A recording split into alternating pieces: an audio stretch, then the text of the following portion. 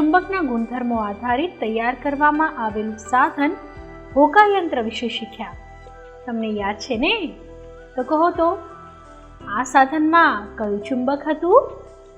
બરાબર, આ સાધનમાં સોયાકાર પ્રકારનું ચુંબક હતું. તો મને કહો તો, આ સાધન કયા સિદ્ધાંત પર કાર્ય કરે છે? કોણ કહેશે? ખૂબ સરસ.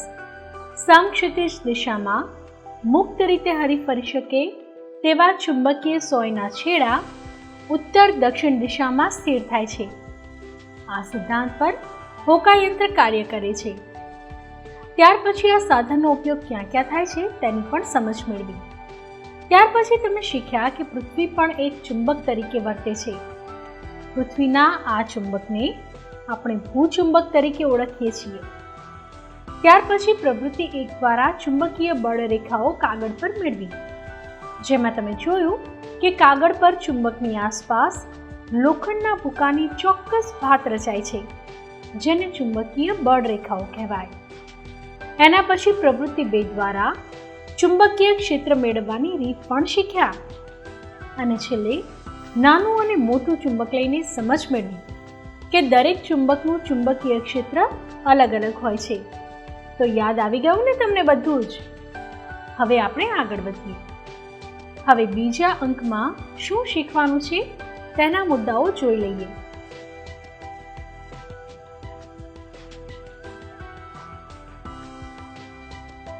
લોખંડના ટુકડામાં અને ચુંબકના ડોમેઇન એટલે કે ક્ષેત્રની સ્થિતિનું અવલોકન કરીને કાયમી ચુંબક અને કૃત્રિમ ચુંબક વિશે શીખીશું. ત્યાર પછી પ્રવૃત્તિ 1 દ્વારા લોખંડના ટુકડાનો અને લોખંડની સોયનો કૃત્રિમ ચુંબક બનાવવાની રીત શીખીશું. એના પછી પ્રવૃત્તિ 2 દ્વારા લોખંડની ખીલીનો વીજ ચુંબક બનાવવાની રીત તેમજ દરેક પ્રવૃત્તિ આધારિત પાઠ્યપુસ્તકમાં આપેલા પ્રશ્નોના જવાબ લખીશું. એના પછી ચુંબકનો વ્યવહાર ઉપયોગ જુદા જુદા કયા કયા સાધનોમાં થાય છે તેની સમજણ મેળવીશું. એના પછી ચુંબકનું ચુંબકત્વ કઈ રીતે નાશ પામે છે તેના કારણો પણ સમજીશું. અને છેલ્લે પાઠ્યપુસ્તકમાં આપેલ સ્વાધ્યાયના પ્રશ્નો સમજીશું. તો ચાલો, તમે બધા જ નવું શીખવા માટે તૈયાર છો ને? તો અહીં જુઓ, આ ચિત્રને ધ્યાનથી જુઓ. લોખંડના ટુકડામાં ચુંબકના ડોમેઇન એટલે કે ક્ષેત્રની સ્થિતિ દર્શાવેલ છે. તમે જુઓ છો કે લોખંડના ટુકડામાં આવેલા ડોમેઇન આ રીતે અસ્તવ્યસ્ત દિશામાં ગોઠવાયેલા છે. હવે આ ચિત્રની પાસે દર્શાવેલું બીજું ચિત્ર જુઓ. આ ચિત્રમાં ચુંબકમાં આવેલા ડોમેઇનની સ્થિતિ જુઓ. તમે જોઈ શકો છો કે ચુંબકમાં આવેલા ડોમેઇન ચોક્કસ દિશામાં વ્યવસ્થિત રીતે ગોઠવાયેલા છે. તમે જાણો છો, ઘણી વખત તમે એક ચુંબકના ગમે તેટલા ટુકડાઓ કરો તો પણ દરેક ટુકડો ચુંબક તરીકે જ વર્તે છે. તો જુઓ, આ એક ગજિયો ચુંબક છે. તેના આ રીતે ટુકડા કર્યા. હવે આ ટુકડાને લોખંડને યુ પિનો પાસે લઈ જઈએ તો જુઓ તો શું થયું? આ ટુકડાઓ તરફ યુ પિનો આકર્ષાય છે અને ચુંબકના ટુકડાના છેડા પર ચોંટી જાય છે. આ રીતે જુઓ.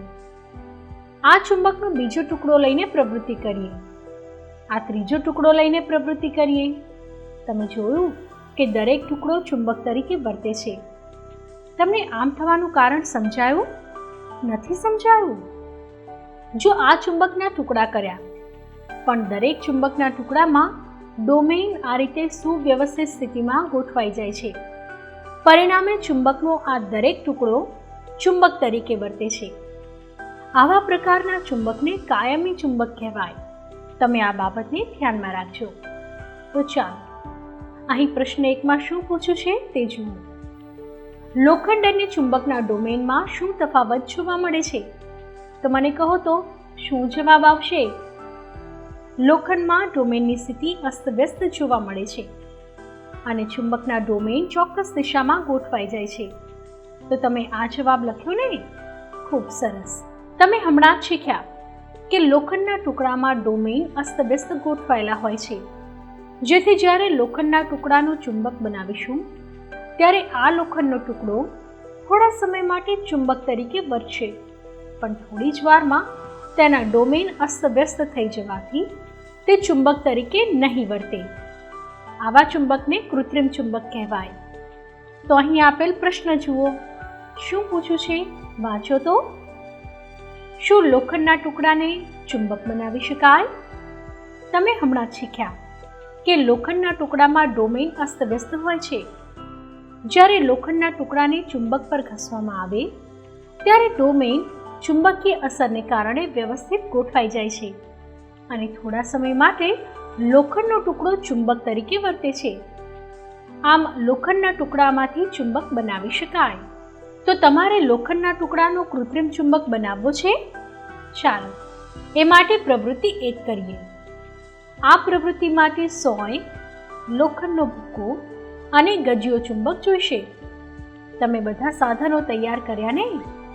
આ પ્રવૃત્તિ તમે વ્યક્તિગત પણ કરી શકો છો અને તમારા વિષય શિક્ષકશ્રીની સૂચના પ્રમાણે આ પ્રવૃત્તિ કરજો. જુઓ, એક ચુંબક લઈએ.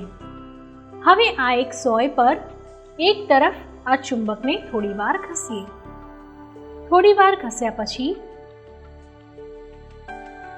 સોયને લોખંડના ભૂકા તરફ લઈ જઈએ. તમે ધ્યાનથી જુઓ. શું થાય છે? સોયની તરફ લોખંડનો ભૂકો આકર્ષાય છે. અહીં સોય ચુંબકનો ગુણધર્મ ધરાવે છે. સોય ચુંબક બની ગઈ છે. તો તમે અવલોકનમાં જવાબ લખ્યો ને? તો આ પ્રવૃત્તિ પરથી તમે શું તારણ મેળવ્યું? બોલો તો. કોણ કહેશે? બરાબર. લોખંડની સોય કૃત્રિમ ચુંબક તરીકે વર્તે છે. આ પ્રવૃત્તિમાં તમે જોયું કે લોખંડની સોય પ્રત્યે લોખંડનો ભૂકો થોડી વાર માટે આકર્ષાય છે. થોડા સમય પછી જુઓ, લોખંડનો ભૂકો આકર્ષાતો નથી. આવું કેમ થયું ખબર છે? ચાલો આપણે તે સમજીએ. અહીં જ્યારે સોય ઉપર ચુંબકને ઘસવામાં આવ્યું ત્યારે ચુંબકની અસરથી સોયમાં રહેલા અસ્તવ્યસ્ત ડોમેઇન વ્યવસ્થિત ચોક્કસ દિશામાં ગોઠવાઈ ગયા. તેથી સોય ચુંબક તરીકે વર્તી. ત્યાર પછી આ સોયમાં રહેલા ડોમેઇન ફરીથી ચુંબકીય અસર દૂર થવાથી અસ્તવ્યસ્ત બની ગયા. તેથી લોખંડની સોયે ચુંબકનો ગુણધર્મ ગુમાવી દીધો. તેથી તેની પાસે લોખંડનો ભૂકો લઈ જતા ભૂકો આકર્ષાતો નથી. તો હવે આ વિચાર પ્રેરક પ્રશ્નનો જવાબ આપી શકશો ને? જુઓ તો, પ્રશ્નમાં શું પૂછ્યું છે? લોખંડની સોય ચુંબક કેવી રીતે બની ગઈ? હમણાં જ તમે પ્રવૃત્તિ જોઈ અને સમજ્યા. તો તમે જવાબ જાતે લખો તો. તમે આ જ પ્રમાણે જવાબ લખ્યો છે ને? તમારો જવાબ સરખાવો. લોખંડની સોય ઉપર ચુંબક ઘસવાથી ચુંબકીય અસરથી સોયમાં રહેલા અસ્તવ્યસ્ત ડોમેઇન વ્યવસ્થિત ચોક્કસ દિશામાં ગોઠવાઈ ગયા. તેથી લોખંડની સોય ચુંબક બની ગઈ. વિદ્યાર્થી મિત્રો, તમે આ પ્રવૃત્તિમાં જોયું કે ચુંબકની મદદથી લોખંડની સોયનો કૃત્રિમ ચુંબક તૈયાર થયો. હવે લોખંડની ખીલીનો સેલની મદદથી તથા તાંબાના તારની મદદથી કૃત્રિમ વીજ ચુંબક બનાવવાની બીજી પ્રવૃત્તિ કરીએ. આ પ્રવૃત્તિ માટે ટાંકણીઓ, તાંબાનો તાર, ખીલી અને સેલ આટલા સાધનોની જરૂર પડશે. તમને આ પ્રવૃત્તિ માટે તમારા શિક્ષક જરૂરી સાધનો આપશે. તો ચાલો આપણે પ્રવૃત્તિ કરીએ. અહીં જુઓ તો, પ્રવૃત્તિનું ચિત્ર બતાવ્યું છે. સૌપ્રથમ થોડી ટાંકણીઓની ઢગલી કરો. આ રીતે. હવે આ તાંબાના તારને આ રીતે ખીલી પર વીંટાળીએ. તાંબાના તારના બંને છેડાને સેલની સાથે આ પ્રમાણે ઉપર અને નીચે જોડીએ. આ રચનાથી તૈયાર થયેલી ખીલીને ટાંકણીઓની ઢગલીથી સહેજ અદ્ધર રાખીએ. જુઓ, ટાંકણીઓનું અવલોકન કરો તો અને તેની નોંધ કરો. ટાંકણીઓ ખીલી તરફ આકર્ષાય છે. જુઓ, અહીં તારના બંને છેડા સેલ સાથે જ્યાં સુધી જોડાયેલા રહે છે ત્યાં સુધી ટાંકણીઓ ખીલી તરફ આકર્ષાય છે. ત્યારે તેમાંથી થોડીક ટાંકણીઓ ખીલી ઉપર ચોંટેલી દેખાય છે. ટાંકણીઓ ખીલી તરફ કેમ આકર્ષાતી હશે? અહીં એક ખીલી ચુંબક તરીકે વર્તે છે. ખીલીમાં રહેલા અસ્તવ્યસ્ત ડોમેઇન ચુંબકીય અસરને કારણે સુવ્યવસ્થિત ડોમેનમાં ગોઠવાઈ જાય છે. તેથી ટાંકણીઓ ખીલ્લી તરફ આકર્ષાય છે. તો તમે અવલોકનમાં આ જવાબ લખ્યો ને? હવે વિચાર પ્રેરક પ્રશ્ન આપ્યો છે. શું પૂછ્યું છે? મનમાં વાંચો. ખીલીમાં ચુંબકત્વ શેને કારણે ઉત્પન્ન થતું હશે? તો ચાલો આપણે સમજીએ. તમે પ્રવૃત્તિમાં જોયું કે ખીલી ચુંબક તરીકે વર્તે છે. આમ થવાનું કારણ છે કે આ ખીલી ઉપર તાંબાનો તાર વીંટેલો છે. આ તારના બંને છેડાને સેલ સાથે જોડ્યા છે. આ સેલમાંથી વિદ્યુત પ્રવાહ તાંબાના તારમાંથી વહીને ખીલીમાં જાય છે. અહીં વિદ્યુત પ્રવાહની અસરથી ચુંબકીય ક્ષેત્ર ઉત્પન્ન થાય છે, જેથી આ ખીલીમાં ચુંબકત્વ ઉત્પન્ન થાય છે. તો તમે આ પ્રશ્નનો જવાબ લખ્યો ને? જ્યારે તારનો કોઈ પણ એક છેડો સેલથી અલગ કરાય છે તો ખીલી ચુંબક તરીકે વર્તતી નથી. તો જુઓ, ટાંકણીઓ પડી જાય છે. આમ વીજ ચુંબક જ્યાં સુધી તારમાંથી વિદ્યુત પ્રવાહ વહેતો હોય ત્યાં સુધી જ ચુંબકત્વની અસર દેખાડે છે. આ બાબત તમે ધ્યાનમાં રાખજો. હવે સેલ સાથેના તાંબાના તારનો એક છેડો છૂટો કરો. ટાંકણીનું અવલોકન કરો. હવે અહીં આપેલ અવલોકનનો જવાબ તમે લખ્યો ને? તો જુઓ, આ પ્રમાણે છે ને. સેલ સાથેના તાંબાના તારનો એક છેડો છૂટો કરતા ટાંકણીઓ ખીલી પરથી નીચે પડી જાય છે. આ રીતે બનતા ચુંબકને વિદ્યુત ચુંબક કહે છે. વિદ્યાર્થી મિત્રો, હવે આપણે બે પ્રવૃત્તિઓ કરીને કૃત્રિમ ચુંબક બનાવતા શીખ્યા. પહેલી પ્રવૃત્તિમાં લોખંડની સોયનો કૃત્રિમ ચુંબક બનાવ્યો અને બીજી પ્રવૃત્તિમાં લોખંડની ખીલીનો વીજ ચુંબક બનાવ્યો. તમે જોયું કે પહેલી પ્રવૃત્તિમાં ચુંબકનું ચુંબકત્વ વધુ સમય સુધી કાર્યરત રહ્યું હતું, જ્યારે બીજી પ્રવૃત્તિમાં ખીલીમાંથી બનતું વીજ ચુંબક જ્યાં સુધી તારના બંને છેડા સેલ સાથે જોડાયેલા રહે છે ત્યાં જ સુધી ચુંબકત્વની અસર દેખાય છે.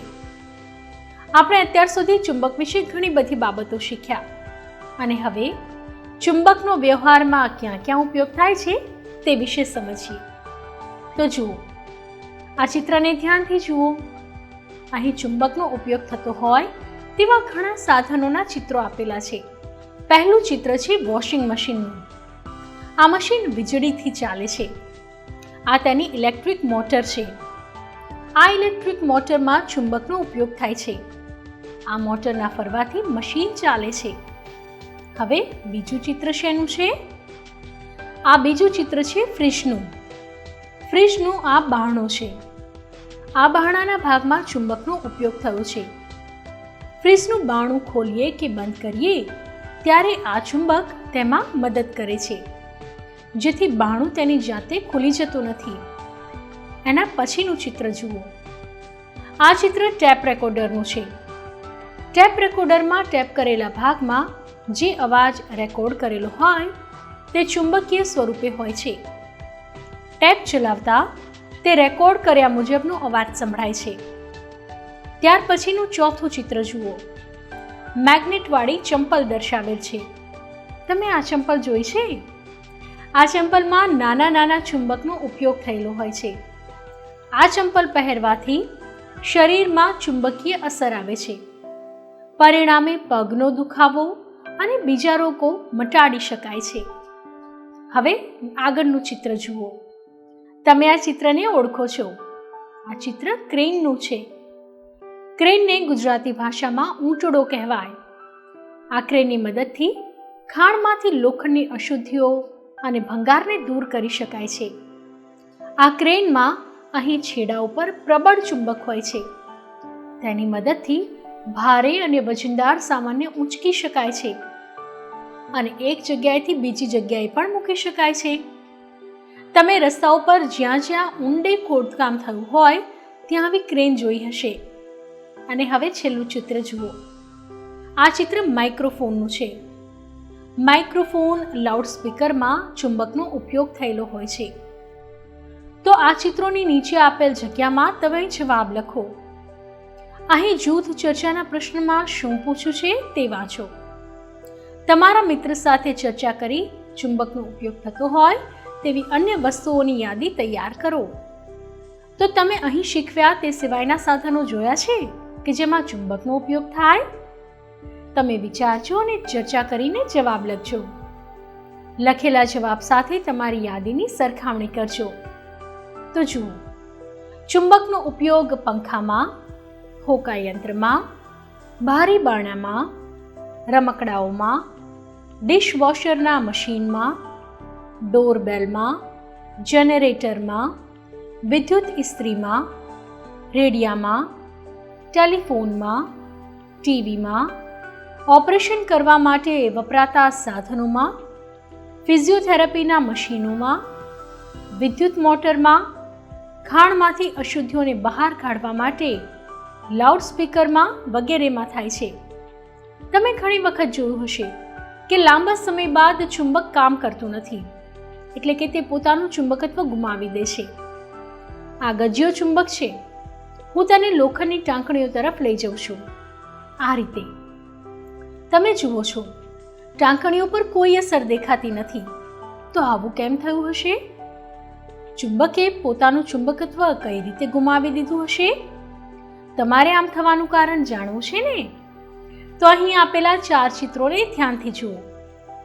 આ ચિત્રોનું અવલોકન કરી તમારા મિત્ર સાથે ચુંબકનું ચુંબકત્વ એટલે કે મેગ્નેટિઝમ નાશ થવાના કારણોની ચર્ચા કરી નોંધ કરવાની છે. તો જુઓ, આ પહેલા ચિત્રમાં હાથમાં ગજિયો ચુંબક લઈ તેને એક ધાતુના ટુકડા ઉપર પછાડવામાં આવે છે. આમ વારંવાર પછાડ્યા પછી જો આ ચુંબકને લોખંડની કોઈ પણ વસ્તુ પાસે લઈ જઈએ આ રીતે, તો લોખંડની વસ્તુ ચુંબક તરફ જુઓ તો આકર્ષાય છે? નથી આકર્ષાતી ને? આવું કેમ થયું તમે જાણો છો? અહીં ચુંબકને પછાડવાથી તેણે ચુંબકત્વનો ગુણધર્મ ગુમાવી દીધો છે. હવે બીજું ચિત્ર જુઓ. અહીં આ ગજિયો ચુંબક મૂક્યો છે, તેના ઉપર હથોડી ટીપવામાં આવે છે. આમ વધુ વખત સુધી હથોડી વડે ચુંબકને ટીપવાથી શું થયું તમારે જોવું છે. આ લોખંડના ભૂકા પાસે ગજિયો ચુંબક લઈ જઈએ તો ભૂકા ઉપર શું કોઈ અસર થાય છે? ભૂકો ચુંબક તરફ આકર્ષાતો નથી. અહીં તમે જોયું કે ચુંબકને ટીપવું જોઈએ નહીં. કોઈ પણ વસ્તુ વડે ટીપવાથી અથવા તો લાંબા સમય સુધી કોઈ વજનદાર વસ્તુને ચુંબક ઉપર મૂકી રાખીએ તો ચુંબક પોતાનું ચુંબકત્વ ગુમાવી દે છે.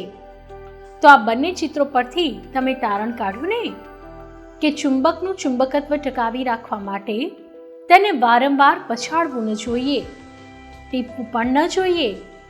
તેની ઉપર કોઈ ભારે વસ્તુઓને લાંબા સમય સુધી મૂકી રાખવી ન જોઈએ. હવે ત્રીજું ચિત્ર. 2 ગજિયા ચુંબકને પાસે પાસે રાખેલા છે. પણ તમે જુઓ, અહીં 2 ચુંબકના કયા કયા ધ્રુવો પાસે પાસે છે? અહીં બંને ચુંબકના સમાન ધ્રુવો પાસે પાસે રાખેલા છે. તમે સમાન ધ્રુવો અને અસમાન ધ્રુવો કોને કહેવાય તે જાણો છો. એક ચુંબકનો ઉત્તર ધ્રુવ અને બીજા ચુંબકનો ઉત્તર ધ્રુવ પાસે પાસે હોય અથવા તો બંને ચુંબકના દક્ષિણ ધ્રુવ પાસે પાસે હોય તો સમાન ધ્રુવો કહેવાય. જો એક ચુંબકનો ઉત્તર ધ્રુવ અને બીજા ચુંબકનો દક્ષિણ ધ્રુવ પાસે હોય અથવા એક ચુંબકનો દક્ષિણ ધ્રુવ અને બીજા ચુંબકનો ઉત્તર ધ્રુવ પાસે પાસે હોય તો ચુંબકના અસમાન ધ્રુવો કહેવાય. યાદ આવી ગયું ને? તો અહીં ચિત્રમાં જુઓ, 2 ચુંબકના સમાન ધ્રુવોને પાસે પાસે દર્શાવ્યા છે. જો આ બંને સમાન ધ્રુવોને લાંબા સમય સુધી પાસે પાસે રાખીએ તો તમે જાણો છો સમાન ધ્રુવો વચ્ચે અપાકર્ષણ થાય. જો આમ રાખવામાં આવે તો ચુંબક પોતાનું ચુંબકત્વ ગુમાવી દે છે.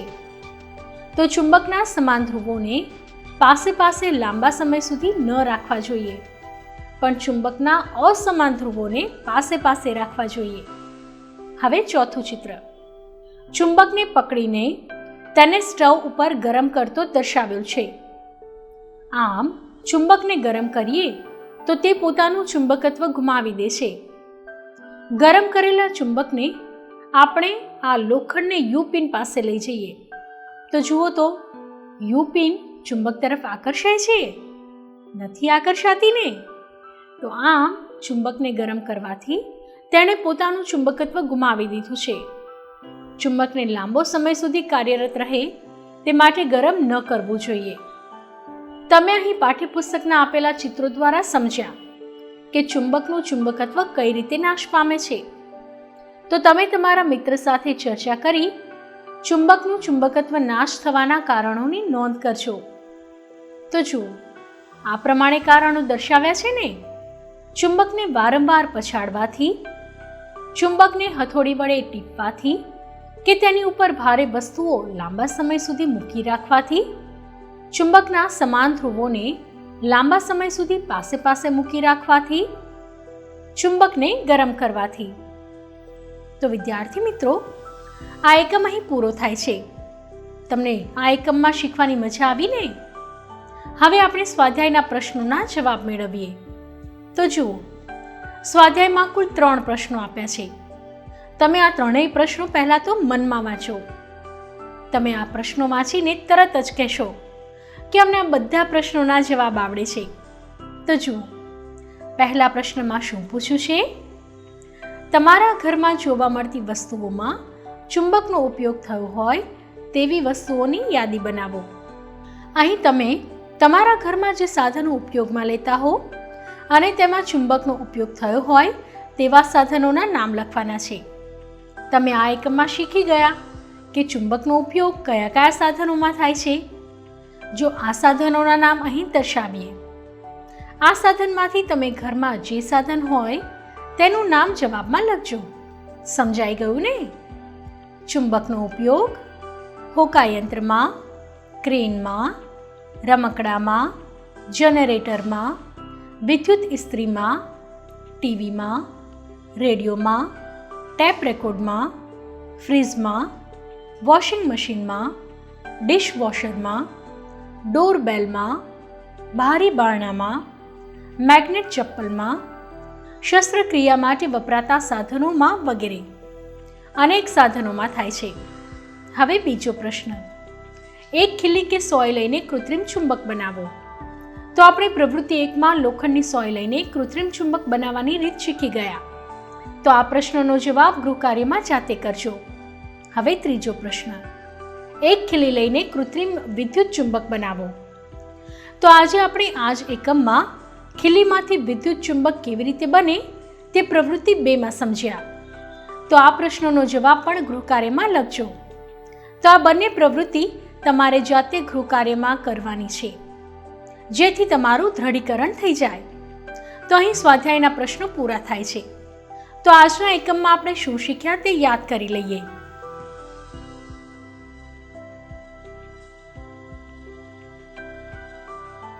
આજે આ એકમની શરૂઆત આપણે ડોમેઇનથી કરી.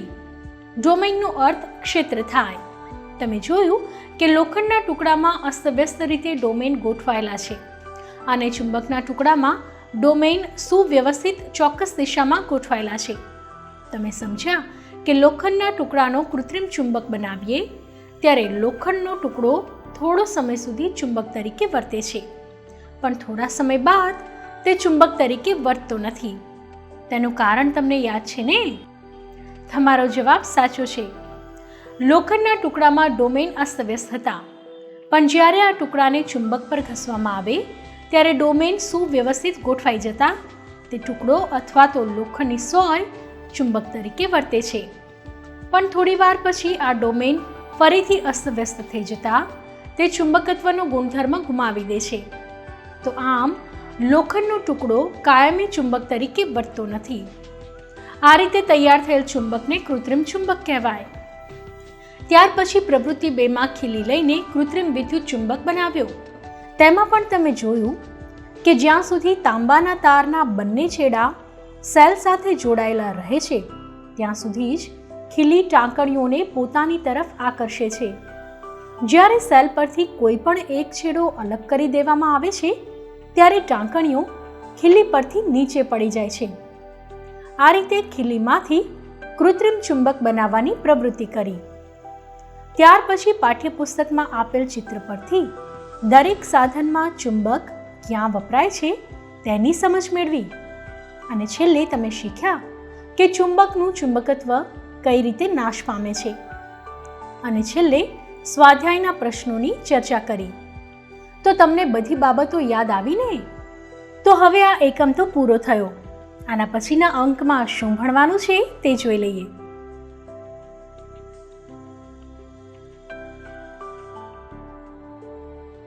આવતા અંકમાં તમે ખૂબ જ મહત્વનો એકમ 2 આહારના ઘટકો વિશે ભણવાના છો. આ એકમમાં તમારે આહારના જુદા જુદા ઘટકો, તે ઘટકો શેમાંથી પ્રાપ્ત થાય છે, ઘટકોનું મહત્વ તથા તેની ઉણપથી થતા ત્રુટિજન્ય રોગો વિશે શીખવાનું છે. તો આપણે આવતા અંકમાં મળીશું. ત્યાં સુધી આવજો.